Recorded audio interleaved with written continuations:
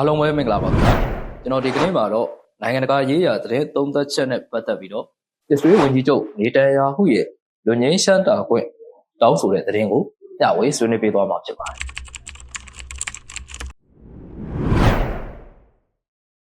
အစ္စရေးဝန်ကြီးချုပ်နေတန်ယာဟုကသူ့ရဲ့ရှေ့နေတွေကနေတစဉ်အစ္စရေးသမ္မတအိုင်ဆာဟာဆော့စီကနေလူငင်းရှမ်းတာခွင့်ကိုတောင်းဆိုခဲ့ပါတယ်ဒါကအစ္စရေးနိုင်ငံရေးဥပဒေရေးရာသမိုင်းမှာလုံးဝကိုထူရှားပြီး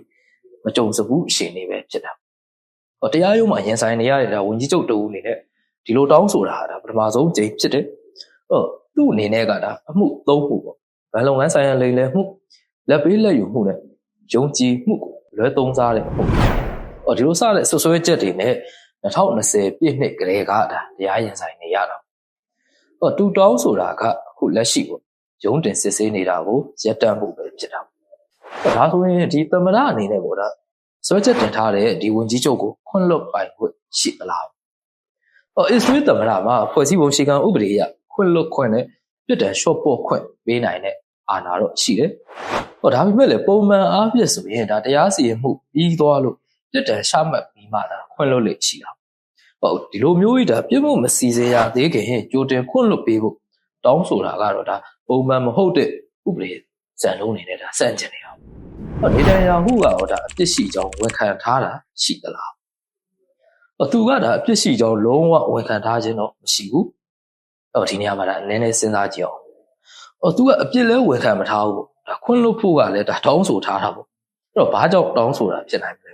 ။သူကိုယ်တိုင်ကဒါဟာနိုင်ငံရေးအကွက်ဆင်ပြီးတော့စွဲချက်တင်တာလို့အမြဲညင်းဆိုနေတယ်။ခွင့်လွှတ်ပေးဖို့တောင်းခံတာကတော့ပုံမှန်ဆိုရင်အမားကိုနောင်တရတာဒါမှမဟုတ်အပြစ်ကိုဝန်ခံတာမျိုးဖြစ်တာသူကအခုလက်ရှိအပြစ်လည်းမရှိဘူးခွင့်လွှတ်ပေးဖို့ကလည်းတောင်းဆိုတော့ဥပဒေပညာရှင်တွေကြားမှာတော့ညှင်းပွားစရာဖြစ်သွားတာဒါဆိုရင်ဒီသမ္မတအိုင်ဆာဟာဆော့အနေနဲ့ကဘယ်လိုဆုံးဖြတ်ရမလဲသူရဲ့ဆုံးဖြတ်ချက်ကအစ္စရေးရဲ့နိုင်ငံရေးစနစ်ကိုခိုင်မာတဲ့သက်ရောက်မှုတွေရှိနိုင်တယ်ဒီနေရာမှာကျွန်တော်အနေနဲ့ခွင့်လွှတ်ပေးတာညှင်းပယ်တာကိုလည်းငယ်သုံးသက်ကြည့်အောင်ခွင့်လွှတ်ပေးတဲ့အပိုင်းပေါ့လက်ပေးလက်ယူမှုလို့မျိုးပြင်းထန်တဲ့ဆွဲချက်တွေနဲ့ဒီတရားရင်ဆိုင်နေရတဲ့ဝန်ကြီးချုပ်ကိုပြစ်မှုမစီစေရသေးခင်မှာခွင့်လွှတ်ပေးလိုက်မယ်ဆိုရင်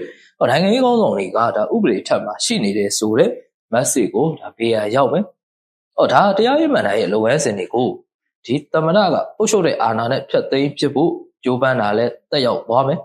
ဥပဒေအရဆုံးဖြတ်မဲ့အစားပေါ့နိုင်ငံရေးအရဆုံးဖြတ်ချက်ကိုစားထိုးတာလည်းဖြစ်တယ်တရားစီရင်ရဲ့လွတ်လပ်မှုကိုလည်းတေချာတဲ့ပြင်းထန်စွာထိခိုက်သွားမယ်တစ်ဖက်ကဒီနေတန်ယာဟုပေါ့သူ့ရဲ့ဩဇာကြီးမားလာမယ်တရားဝင်ဖိအားများကလွတ်မြောက်လာပါမလို့အုပ်ချုပ်ရေးကိုအပြည့်အဝအာရုံစိုက်သွားနိုင်မယ်တစ်ဖက်မှာလည်းဒီအတိုက်ခံတဲ့ပြည်သူရှို့ရဲ့အဆန့်ကျင်မှုတွေကြောင့်နိုင်ငံရေးရှင်တွေကတော့ပို့ပြီးတော့သင်မာသွားနိုင်တယ်ပြည်သူတွေအနေနဲ့ကလည်းဒီတရားရေးစနစ်ကြီးပေါ်ကိုယုံကြည်မှုကတော့လုံးဝဆုံးရှုံးသွားနိုင်တယ်ညှင်းပယ်တဲ့အပိုင်းပေါ့သမ္မတကနိုင်ငံရေးအဆုံးဖြတ်ခြင်းမဟုတ်ပဲနဲ့လုံထုံးလုံနည်းရ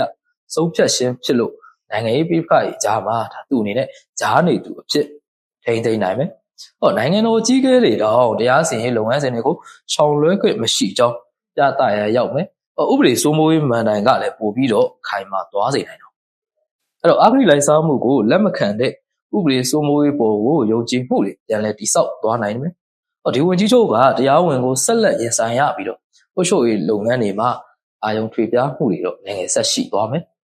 ပြောချင်တာဒီနိုင်ငံရေးရန်လိုမှုတွေလည်းဆက်ပြီးတော့မြင့်မားသွားမယ်ဒါကတော့ခွင့်လွှတ်ပေးတဲ့ညှင်းပယ်ပေးမဲ့အပိုင်းကိုသုံးသပ်ကြည့်အဲ့တော့ဒီခုလက်ရှိနေတန်ယာဟုရဲ့ဒီလူငင်းရှမ်းတာခွင့်တောင်းဆိုမှုနဲ့ပတ်သက်တဲ့နောက်ဆုံးနှစ်ရှုပ်ပြောရရဲ့ဒီဖြေကအစ္စရေးနိုင်ငံရဲ့အနာဂတ်ဥပဒေရေးရာတွေနိုင်ငံရေးနဲ့အာဏာခွဲဝေမှုတွေအတွက်တပိုင်းဝင်ဆုံးဖြတ်ချက်တစ်ခုဖြစ်သွားပါလိမ့်မယ်သမ္မတကခွင့်လွှတ်ပေးတာပဲဖြစ်ဖြစ်သူ့အနေနဲ့မပေးတာပဲဖြစ်ဖြစ်ဒီနေတန်ယာဟုကိုထောက်ခံတဲ့သူတွေနဲ့ဒီတရားရေးစနစ်ကိုထောက်ခံတဲ့သူတွေကြားမှာတော့ကွဲပြဲတဲ့ရန်လိုမှုတွေပို့ပြီးတော့ကြီးမားသွားလာနိုင်တယ်နောင်လာမဲ့ခေါင်းဆောင်တွေအတွက်ပေါ့သမ္မတရဲ့ဆုံးဖြတ်ချက်ကနိုင်ငံရေးခေါင်းဆောင်တဦးဟာဥပဒေအရဂိုင်းတွယ်ပုံနဲ့ပတ်သက်ပြီးတော့အစ္စရေးနိုင်ငံရဲ့နောင်လာမဲ့စံချိန်စံညွှန်းတွေကိုသတ်မှတ်ပေးလိုက်တယ်လို့တော့ဖြစ်သွားမှာပေါ့အဲ့တော့ဝင်းချုပ်ကိုခွင့်လွှတ်ပေးဖို့တောင်းဆိုတာ လူကိုယ်တိုင်အတွက်သာမကပဲเนาะဒီ Israel နိုင်ငံရဲ့ဒီမိုကရေစီအတွင်းပြင်းတွေအာဏာခိုးဝင်မှုတွေနဲ့ဥပဒေစိုးမိုးရေးတွေကိုပါဆုံးဖြတ်ပေးမဲ့ရေးကြည့်တဲ့အလှည့်ပြောင်းတစ်ခုဖြစ်ပါတယ်လို့ဒါကျွန်တော်အနေနဲ့သုံးသပ်ပေးချင်ပါတယ်အားလုံးကိုကျေးဇူးတင်ပါတယ်